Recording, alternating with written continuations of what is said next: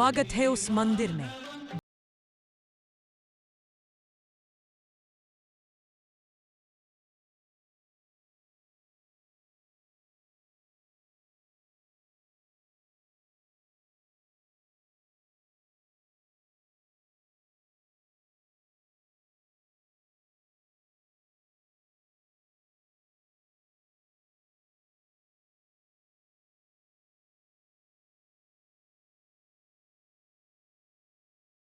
और अनसुलझे रहस्य। प्रस्तावना। जगत के नाथ का धाम। यह कहानी है एक ऐसे दिव्य धाम की जिसे धरती का वैकुंठ कहा जाता है। यह कहानी है श्री जगन्नाथपुरी की, जहां कण कण में भगवान श्री हरि विष्णु की लीलाएं समाई हैं। यह सिर्फ एक मंदिर नहीं, यह भारतीय सभ्यता, संस्कृति और सनातन धर्म की अटूट आस्था का प्रतीक है। ओडिशा के तट पर स्थित यह महामंदिर भगवान जगन्नाथ, श्री कृष्ण, उनके बड़े भाई बलभद्र और बहन सुभद्रा को समर्पित है। आइए एक कथा के रूप में इस परम पावन तीर्थ के इतिहास और इससे जुड़े चमत्कारों के सागर में गोता लगाएं। राजा इंद्रद्युम्न और नीलमाधव की खोज। सतयुग का आरंभ बहुत बहुत साल पहले की बात है। द्वापर युग के बाद कलयुग के आरंभिक चरण में मालवा देश के एक परम प्रतापी और धर्मनिष्ठ राजा थे, इंद्रद्युम्न। राजा इंद्रद्युम्न भगवान विष्णु के अनन्य भक्त थे। उन्होंने कई विशाल यज्ञ किए और उनका हृदय हमेशा इस बात के लिए लालायित रहता था कि उन्हें साक्षात भगवान विष्णु के दिव्य रूप के दर्शन हों। एक दिन राजा को स्वप्न में भगवान श्रीहरि विष्णु के एक अद्भुत विग्रह के दर्शन हुए, जिसका नाम था नीलमाधव। यह मूर्ति नीलमणि नीलम से बनी थी और अलौकिक तेज से चमक रही थी। स्वप्न में ही भगवान ने राजा को बताया कि वह मूर्ति उत्कल प्रदेश, वर्तमान ओडिशा के समुद्र तट के पास एक घने जंगल में सब्र जनजाति के सरदार विश्वावसु के पास सुरक्षित है। राजा ने तुरंत अपने परम ज्ञानी पुरोहित विद्यापति को नीलमाधव की खोज में उत्कल भेजा। विद्यापति अनेक कष्ट सहते हुए उस वन में पहुंचे। उन्होंने देखा कि विश्वावसु भगवान नीलमाधव की पूजा अत्यंत गुप्त रूप से करते हैं। लाख कोशिशों के बाद भी विश्वावसु ने उन्हें नीलमाधव के स्थान का पता नहीं बताया। तब विद्यापति ने कूटनीति का सहारा लिया। उन्होंने विश्वावसु की पुत्री ललिता से विवाह किया और धीरे धीरे उसका विश्वास जीत लिया। ललिता के आग्रह पर विश्वावसु तैयार तो हुए, पर एक शर्त रखी, विद्यापति की आंखों पर पट्टी बंधी रहेगी। विद्यापति जानते थे कि यह एक धोखा है, इसलिए उन्होंने रास्ते में चुपके से राई, सरसों के दाने बिखेर दिए। कुछ दिनों बाद जब राई के पौधे उगाए, तब विद्यापति उन्हीं पौधों की मदद से नीलमाधव के गुप्त स्थान तक पहुंच गए। लेकिन जब राजा इंद्रद्युम्न विशाल सेना और लाव लश्कर के साथ उस स्थान पर पहुंचे, तो नीलमाधव की मूर्ति विलुप्त हो चुकी थी। कहते हैं कि भगवान अपनी गुप्त पूजा को सार्वजनिक होते नहीं देखना चाहते थे, इसलिए वे स्वयं पृथ्वी के भीतर समा गए। राजा इंद्रद्युम्न यह देखकर अत्यंत दुखी और निराश हो गए। समुद्र तट पर मिला दिव्य काष्ठ, एक नया विधान। राजा इंद्रद्युम्न ने नीलमाधव को प्रकट करने के लिए घोर तपस्या और महायज्ञ करने का संकल्प लिया। उनकी भक्ति और तपस्या से प्रसन्न होकर आकाशवाणी हुई। भगवान ने राजा से कहा कि वह उदास न हो, वह शीघ्र ही एक नए रूप में प्रकट होंगे। कुछ ही दिनों बाद समुद्र तट पर एक विशालकाय, सुगंधित और अलौकिक दारू काष्ठ खंड तैरता हुआ आया। यह काष्ठ सामान्य नहीं था, यह भगवान का ही एक दिव्य स्वरूप था। राजा इंद्रद्युम्न को फिर से स्वप्न में दर्शन हुए। भगवान ने कहा कि वह इस काष्ठ से उनके और उनके भाई बहन बलभद्र और सुभद्रा की विग्रह मूर्तियां बनवाए। राजा ने राज्य के सभी श्रेष्ठ मूर्तिकारों को बुलाया, लेकिन जैसे ही वे काष्ठ पर छेनी हथौड़ी चलाते, औजार टूट जाते। कोई भी उस दिव्य काष्ठ को छू नहीं पाया। राजा चिंतित थे। तभी एक वृद्ध रहस्यमय बढ़ी, जिनका नाम अनंत महारानी था, राजा के दरबार में आए। उन्होंने दावा किया कि वह इस काष्ठ से मूर्तियों का निर्माण कर सकते हैं, लेकिन उनकी एक शर्त थी, मुझे एक बंद कमरे में 21 दिन में काम करने दिया जाए। इस दौरान कोई भी उस कमरे का दरवाजा न खोले, न झांके और न ही कोई आवाज अंदर जाए। यदि ऐसा हुआ तो मैं काम अधूरा छोड़कर चला जाऊंगा। राजा ने उनकी शर्त मान ली और काम शुरू हुआ। अधूरी मूर्तियों का रहस्य, प्रेम की अधीरता, कमरे से लगातार काम करने की आवाजें आती रहीं। राजा और रानी दोनों ही उत्सुकता से दिन गिन रहे थे। 17वें दिन ही कमरे से आवाजें आनी बंद हो गईं। रानी गुंडीचा, कुछ कथाओं में यह इंद्राद्युम्न की पत्नी नहीं बल्कि उनकी बुआ थी, अत्यंत चिंतित हो गईं। उन्हें लगा कि वृद्ध कारीगर कहीं भूखा प्यासा न मर गया हो। रानी ने राजा से आग्रह किया कि वे दरवाजा खोलें। राजा ने उन्हें नियम याद दिलाया, पर रानी के प्रेम और चिंता के आगे वे विवश हो गए। अधीरता में राजा ने 21 दिन पूरे होने से पहले ही दरवाजा खोल दिया। भीतर देखा तो कक्ष खाली था। वह वृद्ध कारीगर, जो स्वयं देवशिल्पी विश्वकर्मा थे, गायब थे और सामने 3 अधूरी काष्ठ मूर्तियां पड़ी थीं, जिनके हाथ पांव पूरी तरह से नहीं बने थे। राजा अत्यंत पश्चाताप में डूब गए। उन्हें अपनी अधीरता पर बहुत दुख हुआ। तभी फिर से आकाशवाणी हुई, राजन, मेरी इच्छा थी कि मैं इसी अधूरे रूप में पूजित हूँ। यह अपूर्णता ही मेरा विशिष्ट स्वरूप है। ये मूर्तियां ब्रह्मांड की आत्मा को दर्शाती हैं, जो हर सीमा से परे है। अब तुम इन्हें ही मंदिर में स्थापित करो। इस प्रकार भगवान जगन्नाथ, श्री कृष्ण, बड़े भाई बलभद्र और बहन सुभद्रा की अधूरी काष्ठ की मूर्तियां स्थापित हुईं, जिनकी पूजा आज भी उसी रूप में की जाती है। भव्य मंदिर का निर्माण और ऐतिहासिक यात्रा। पुराणों के अनुसार सतयुग के राजा इंद्रद्युम्न ने पहला मंदिर बनवाया था, लेकिन समय समय पर यह नष्ट होता रहा। आधुनिक मंदिर का निर्माण, वर्तमान में जो विशाल और भव्य मंदिर हम देखते हैं, उसका निर्माण मुख्य रूप से 12वीं शताब्दी में पूर्वी गंग राजवंश के महान शासक राजा अनंतवर्मन चोड़गंग-देव द्वारा शुरू करवाया गया था। उनके बाद के शासकों, विशेषकर अनंग भीमदेव ने इस कार्य को पूरा किया और मंदिर को उसकी वर्तमान भव्यता प्रदान की। यह मंदिर उड़िया वास्तुकला की उत्कृष्ट कृति है। आक्रमण और पुनर्निर्माण। इतिहास में इस मंदिर को कई बार विधर्मी आक्रमणों का सामना करना पड़ा। 16वीं शताब्दी में काला पहाड़ के आक्रमण ने मंदिर को बहुत क्षति पहुंचाई, लेकिन हर बार हिंदू राजाओं और भक्तों ने मिलकर इसे पुनर्निर्मित किया और देवताओं के ब्रह्म पदार्थ को सुरक्षित स्थान पर छिपाकर रखा। यह मंदिर हिंदू धर्म के धैर्य और पुनरुत्थान का प्रतीक है। श्री जगन्नाथ के अनसुलझे रहस्य और चमत्कार। जगन्नाथ मंदिर केवल एक धार्मिक स्थल नहीं, बल्कि चमत्कारों और रहस्यों की एक रहस्यमय दुनिया है, जो विज्ञान को भी अचंभित कर देती है। ब्रह्म पदार्थ का रहस्य, द हार्ट बीट कहानी। पौराणिक कथा के अनुसार जब भगवान श्री कृष्ण ने देह त्याग किया, तब उनका अंतिम संस्कार किया गया। उनका पूरा शरीर पंच तत्व में विलीन हो गया, लेकिन उनका हृदय, दिल, आज भी एक दिव्य पदार्थ के रूप में सुरक्षित है, जो बिल्कुल जीवित मनुष्य की तरह धड़कता है। इसे ब्रह्म पदार्थ कहा जाता है। चमत्कार। हर 12 या 19 साल में जब मूर्तियों को बदला जाता है, जिसे नव कलेवर उत्सव कहते हैं, तब पुरानी मूर्ति से इस ब्रह्म पदार्थ को निकालकर नई मूर्ति में स्थापित किया जाता है।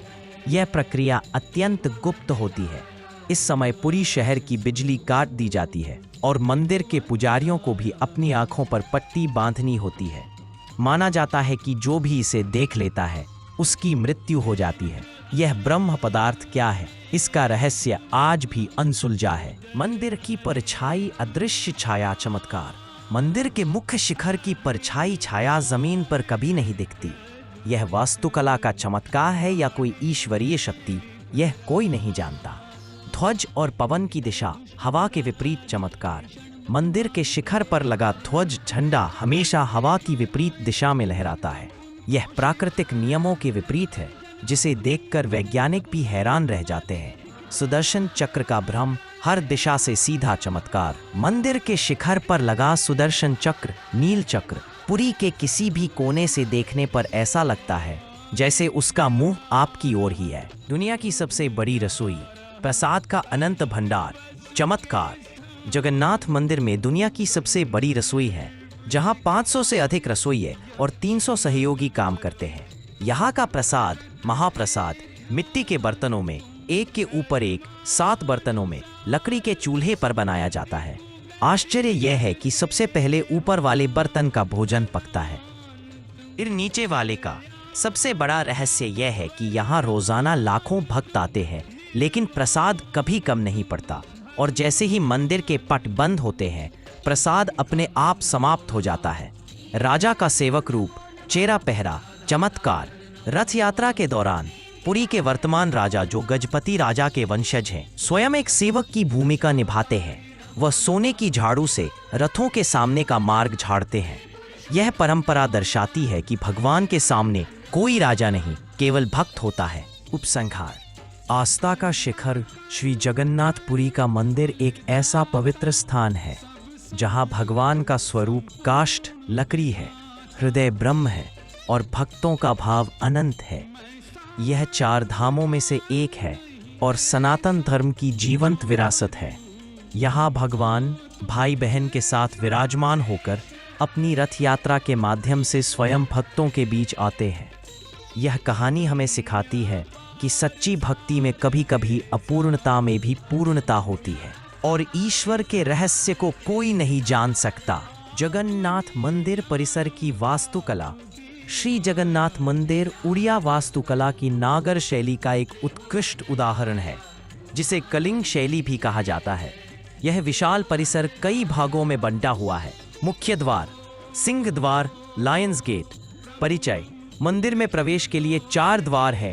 पूर्व में सिंह द्वार, मुख्य प्रवेश, दक्षिण में अश्व द्वार, पश्चिम में व्याघ्र द्वार और उत्तर में हस्ती द्वार। महत्व। सिंह द्वार मुख्य द्वार है, जहां से अधिकांश भक्त प्रवेश करते हैं। द्वार के दोनों ओर 2 विशाल सिंह शेर स्थापित है। चमत्कार। कहा जाता है कि जैसे ही कोई इस द्वार से मंदिर परिसर में प्रवेश करता है, समुद्र की लहरों की आवाजें सुनाई देनी बंद हो जाती हैं। लेकिन जब भक्त वापस बाहर आते हैं तो ये आवाजें फिर से सुनाई देने लगती हैं। यह ध्वनि का रहस्य आज भी वैज्ञानिकों के लिए एक पहेली है। अखंड दीपक। द्वार के ठीक सामने एक ऊंचा स्तंभ है, जिसे अरुण स्तंभ कहा जाता है। यह मूल रूप से कोणार्क के सूर्य मंदिर में स्थापित था और बाद में यहाँ लाया गया। प्राचीर। दीवारें। मेघनाद पाचेरी और कुर्मा पाचेरी मंदिर परिसर 2 बड़ी दीवारों से घिरा हुआ है। कुर्मा पाचेरी यह मंदिर परिसर की भीतरी दीवार है। मेघनाद पाचेरी यह बाहरी और विशाल दीवार है, जिसे 20 फीट ऊंचाई वाला बताया जाता है। यह मंदिर को बाहरी आक्रमणों से सुरक्षा प्रदान करती थी। मुख्य मंदिर विमान। यह वह सबसे ऊंचा ढांचा है जहां मुख्य देवता जगन्नाथ, बलभद्र और सुभद्रा विराजमान हैं। ऊंचाई। मंदिर का शिखर लगभग 214 फीट 65 मीटर ऊंचा है। कलश और चक्र। शिखर पर एक विशाल नील चक्र, सुदर्शन चक्र स्थापित है, जिसका रहस्य हमने पहले ही चर्चा किया था कि यह हर दिशा से सीधा दिखता है। साथ ही यहाँ प्रतिदिन एक पुजारी द्वारा ध्वज बदला जाता है, जिसके लिए वह बिना किसी सुरक्षा उपकरण के शिखर पर चढ़ते हैं। भोग मंडप और नाट्य मंडप।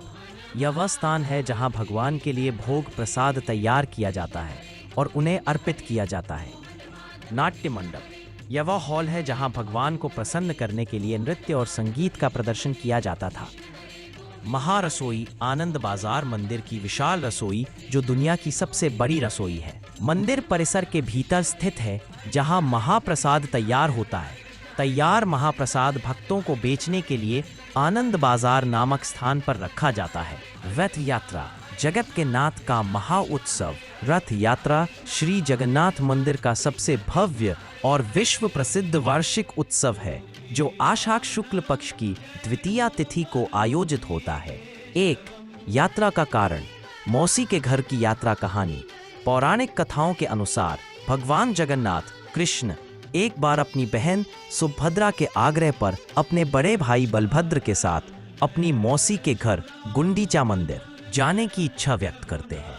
यह रथ यात्रा इसी यात्रा का प्रतीक है। भाव। यह यात्रा इस बात का प्रतीक है कि भगवान केवल मंदिरों तक सीमित नहीं है, बल्कि भक्तों के बीच रहने और उन्हें दर्शन देने के लिए स्वयं बाहर आते हैं। दिव्य रथों का निर्माण। रथ यात्रा के लिए हर साल 3 नए रथ बनाए जाते हैं। ये रथ किसी मशीन या धातु के बजाय केवल लकड़ी और पारंपरिक उपकरणों से बनाए जाते हैं। देवदारथ का नाम रथ की ऊंचाई लगभग विशेषता भगवान जगन्नाथ नंदी घोष 45 फीट 16 पहिए, लाल और पीले रंग का आवरण, बलभद्र ताल ध्वज 44 फीट, लाल और नीला हरा रंग का आवरण, सुभद्रा देवदलन 43 फीट 12 पहिए, लाल और काला रंग का आवरण। छेरा पहरा, द रॉयल स्वीपिंग। रथ यात्रा शुरू होने से पहले पुरी के गजपति राजा भगवान का प्रथम सेवक माना जाता है पालकी में आते हैं। वह सोने की झाड़ू लेकर अत्यंत विनम्रता से रथों के सामने का मार्ग झाड़ते हैं और उस पर चंदन का छिड़काव करते हैं। यह परंपरा विनम्रता और संभाव का संदेश देती है कि भगवान के सामने राजा और रंक सब समान है।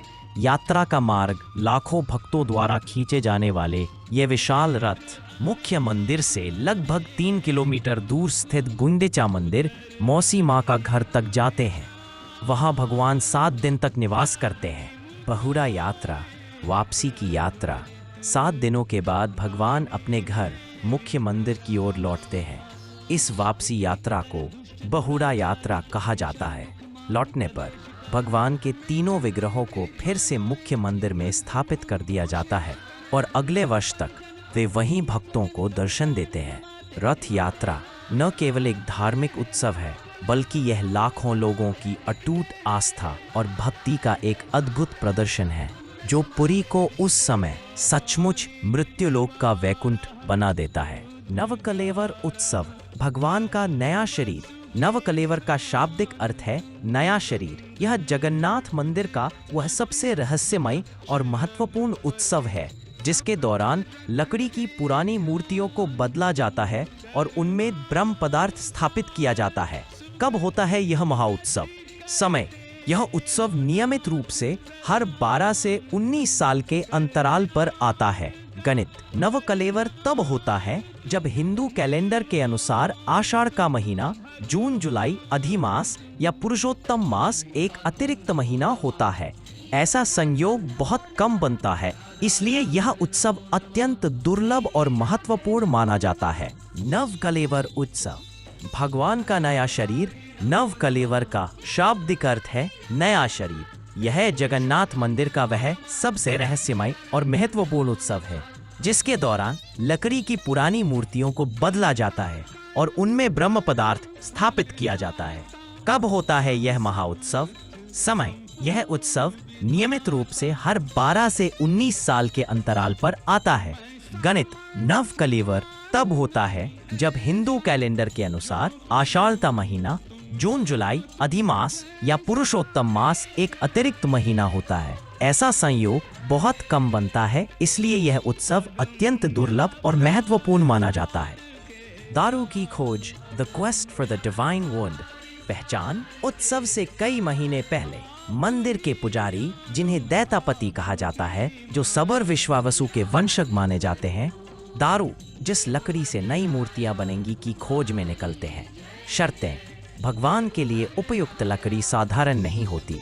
इसमें कई दिव्य लक्षण होने चाहिए। वह नीम का पेड़ होना चाहिए। उस पर शंख, चक्र, गदा, पद्म के प्राकृतिक चिन्ह होने चाहिए।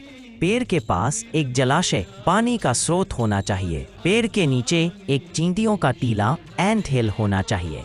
ब्रह्म पदार्थ का हस्तांतरण, द सीक्रेट ट्रांसफर। यह नवकलेवर उत्सव का सबसे गुप्त और गूढ़ अनुष्ठान है। नई मूर्तियों का निर्माण, योग्य दारू मिलने के बाद उससे नई मूर्तियां बनाई जाती हैं। गुप्त रात्रि, जिस रात ब्रह्म पदार्थ को पुरानी मूर्ति से नई मूर्ति में स्थानांतरित किया जाता है, वह पूरी तरह से गोपनीय होती है। प्रक्रिया, अंधेरा। उस रात पूरी शहर की बिजली पूरी तरह काट दी जाती है। मंदिर परिसर में भी केवल पुजारी ही प्रवेश करते हैं। आंखों पर पट्टी, जो पुजारी यह अनुष्ठान करते हैं उनकी आंखों पर भी पट्टी बांध दी जाती है ताकि वे ब्रह्म पदार्थ को देख न सकें। हाथों से स्पर्श, पुजारी आंखें बंद करके और हाथों से स्पर्श करके ब्रह्म पदार्थ को पुरानी मूर्ति से निकालकर नई मूर्ति के गर्भ में स्थापित करते हैं। ब्रह्म पदार्थ का रहस्य, पुजारियों का कहना है कि यह एक ऐसा पदार्थ है जो न तो धातु है, न लकड़ी और न ही पत्थर। यह अत्यंत नरम, गर्म और जीवित प्राणी की तरह धड़कता हुआ महसूस होता है। माना जाता है कि यह स्वयं भगवान श्री कृष्ण का हृदय है। पुरानी मूर्ति का दहन, ब्रह्म पदार्थ स्थानांतरित होने के बाद पुरानी मूर्तियों को पूरे धार्मिक सम्मान के साथ कोयली बैकुंठ नामक स्थान पर भूमिगत कर दिया जाता है। यह अनुष्ठान भक्तों की आस्था का वह शिखर है जहां विज्ञान और तर्क मौन हो जाते हैं। महाप्रसाद की अनूठी परंपरा। जगन्नाथ मंदिर में बनने वाले भोग को महाप्रसाद कहा जाता है। यह सिर्फ भोजन नहीं बल्कि भगवान का दिया हुआ वरदान माना जाता है जो मोक्ष और आशीर्वाद प्रदान करता है। दुनिया की सबसे बड़ी रसोई स्थान मंदिर के परिसर के अंदर स्थित यह रसोई दुनिया की सबसे बड़ी रसोई मानी जाती है। रसोइये यहाँ सैकड़ों रसोइये सुवार और उनके सहयोगी काम करते हैं। 7 बर्तनों का चमत्कार विधि। महाप्रसाद मिट्टी के बर्तनों हंडियों में बनाया जाता है जिन्हें एक के ऊपर एक 7 बंडलों में रखा जाता है। यह सब लकड़ी के चूल्हे पर बनता है। आश्चर्य, खाना पकाने की प्रक्रिया में सबसे पहले सबसे ऊपर वाले बर्तन का भोजन पकता है, फिर धीरे धीरे नीचे वाले बर्तन का। यह भौतिकी के किसी भी नियम का पालन नहीं करता। प्रसाद की शुद्धता और बिक्री पवित्रता। महाप्रसाद बनाते समय किसी भी प्रकार का अपवित्र भोजन जैसे प्याज, लहसुन या बाहरी मसाले का उपयोग नहीं होता। आनंद बाजार। महाप्रसाद बनने के बाद पहले भगवान को अर्पित किया जाता है और फिर इसे भक्तों को बेचने के लिए मंदिर परिसर के अंदर आनंद बाजार नामक स्थान पर लाया जाता है। महाप्रसाद और अपवित्रता। जगन्नाथ मंदिर की सबसे बड़ी विशेषता यह है कि एक बार आनंद बाजार में आने के बाद यह प्रसाद किसी भी तरह से अपवित्र नहीं माना जाता। इसे हिंदू, मुस्लिम, ऊंच नीच, गरीब अमीर सभी भक्त एक साथ एक दूसरे से साझा करके खाते हैं। कथा कहते हैं कि इस प्रसाद को ग्रहण करने के बाद जात पात का बंधन समाप्त हो जाता है। प्रसाद का कभी समाप्त न होना चमत्कार। मंदिर में प्रतिदिन लाखों श्रद्धालु आते हैं पर प्रसाद की मात्रा कभी भी कम या ज्यादा नहीं होती। रहस्य, रसोई में कितना भी प्रसाद बनाया जाए यह न तो कभी कम पड़ता है और न ही कभी व्यर्थ जाता है। जैसे ही मंदिर के पट शाम को बंद होते हैं प्रसाद आश्चर्यजनक रूप से ठीक उसी समय समाप्त हो जाता है। यह भगवान जगन्नाथ की असीम कृपा और रसोई की अद्भुत व्यवस्था का प्रमाण है। जगन्नाथ मंदिर की ये परंपराएं, नवकलेवर और महाप्रसाद वास्तव में असंभव में संभव की कहानी है जो हमें सिखाती है कि भक्ति के मार्ग पर विश्वास ही सबसे बड़ी शक्ति है। शरणागति का महामंत्र। श्री जगन्नाथ मंदिर का इतिहास और उसके रहस्य हमें अंततः भगवान के प्रति पूर्ण शरणागति की शिक्षा देते हैं। इस पूरी कथा का सार भगवद गीता के उस अंतिम उपदेश में निहित है जिसे भगवान श्री कृष्ण ने अर्जुन को दिया था। यह श्लोक भक्ति और विश्वास का सर्वोच्च शिखर है। भगवद गीता, श्रीमद् भगवद गीता का श्लोक सर्वधर्मान् परित्यज्य मामेकं शरणं व्रज अहम त्वां सर्व पापेभ्यो मोक्षयिष्यामि मा शुचः। Thanks for watching. Please like, share and subscribe the channel for more interesting videos. Stay safe, be happy.